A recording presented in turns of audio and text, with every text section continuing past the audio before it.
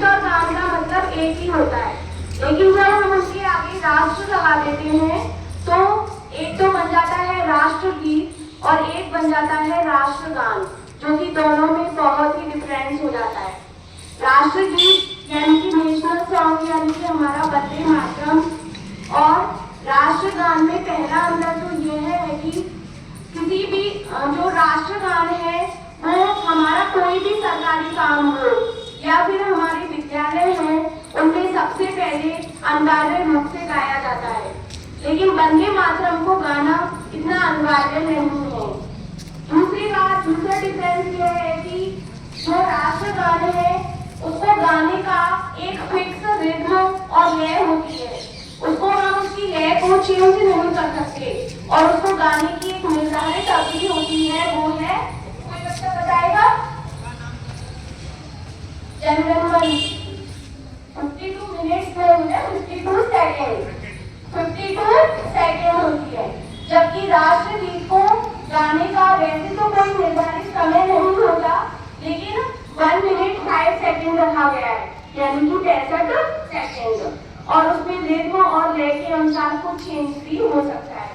वंदे मातरम को हम अपने अकॉर्डिंग किसी भी लय में गा सकते हैं, लेकिन राष्ट्रगान को हम एक ही लय में गा सकते हैं और उसको गाने का एक ही निर्धारित टाइम होता है।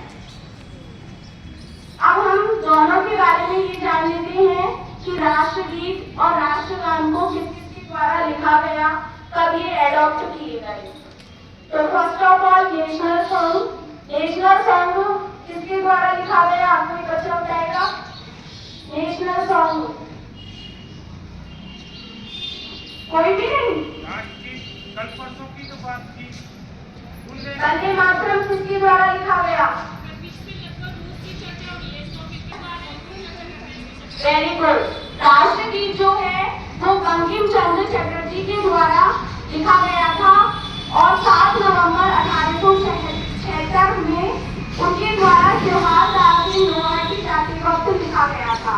इसको लिखने का पीछे बहुत बड़ा कारण था कि जब हमारे इंडिया पर ब्रिटेन के लोग आ गए, ब्रिटिश लोगों का शासन आ गया, तो ब्रिटिश लोग जो थे वो किसी भी सरकारी कामकाज को शुरू करने से पहले अपने यहाँ का नेशनल सॉन्ग गाया करते थे, जो कि भारतवासियों को अच्छा नहीं लगा, और उनमें से एक प्रमुख थे बंकिम चंद्र चटर्जी, और इसी कारण से उन्होंने गुवाहाटी जाते वक्त 1876 में 7 नवंबर को वंदे मातरम की रचना कर डाली। वंदे मातरम के जो शुरू के जो 2 स्टैंजा हैं वो संस्कृत भाषा में लिखे गए हो। बताए ना आप सबको, गाते हो आप लोग, दोनों संस्कृत भाषा में है, और लास्ट के जो स्टैंजा है वो बंगाली भाषा में है। तो शुरू के जो 2 स्टैंजा है उन्हीं को ही नेशनल सॉन्ग के रूप में मान्यता दी गई। सबसे पहले नेशनल सॉन्ग को 1896 में भारतीय राष्ट्रीय कांग्रेस के अधिवेशन में गाया गया था। नेक्स्ट अपना आ जाता है नेशनल एंथम, यानी कि जन गण मन। जन गण मन की रचना किसने की? Very good.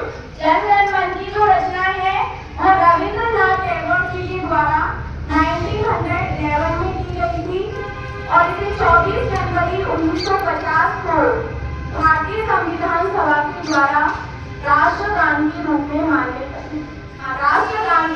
मान्यता दी गई थी। और जन गण मन को गाने का निर्धारित टाइम तो बता दिया है, 52 सेकेंड, और इसके में आपको अर्थ और बता देती हूँ।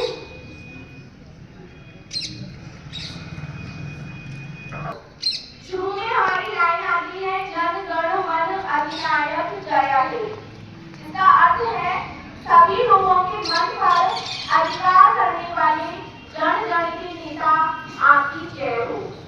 नेक्स्ट आता है भारत भाग्य विधाता।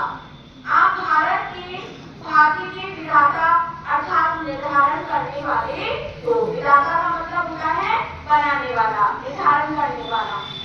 पंजाब, सिंधु, गुजरात, मराठा, द्राविड़, उत्कल, बंगा, भारत के विभिन्न प्रांतों का उल्लेख।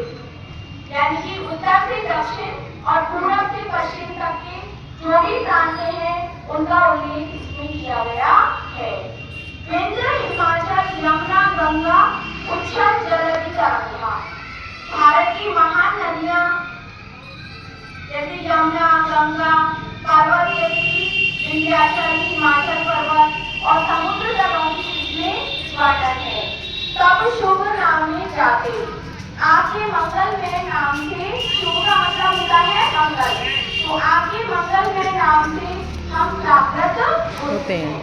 तब शुभ आशीष मांगे, आशीष का मतलब होता है आशीर्वाद, हम आपसे शुभ आशीर्वाद की याचना करते हैं।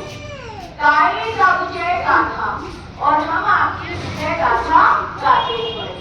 जन गण मंगलदायक, आप सब जनों के लिए मंगलदायक है। जय हे जय हे जय हे, आपकी बार बार विजय हो। सरल अर्थों में यह राष्ट्रगान भारत माता और ईश्वर शक्ति की वंदना है, जो भारत के भाग्य के विधाता है। इसमें पूरे भारतवर्ष के प्रांतों, नदियों और पर्वतों का गौरव गान किया गया है और उस परम शक्ति से देश की उन्नति, मंगल और विजय की कामना की गई है। जय हिंद। वंदे मातरम का अर्थ समझ लेते हैं।